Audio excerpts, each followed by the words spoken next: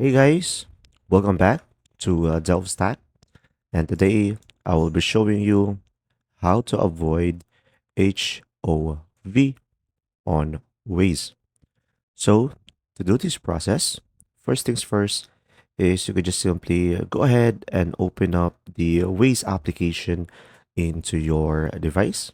Now, guys, once you are here on the Waze application, you would just simply select the three lines on the top left corner of the screen and it will open up the menu. Now, over here, you would just simply go ahead and go to the settings. All right, over here, it will be the gear icon. And now from here, guys, you can just simply go ahead and go to the driving preferences tab. And you should be able to see here navigation. So here on the navigation tab, guys, first things first is make sure that your vehicle type is set to private.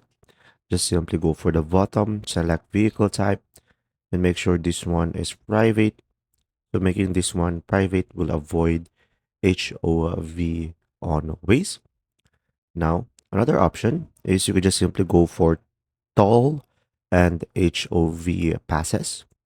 So over here, guys, make sure if you have an EV pass, make sure that they are not active.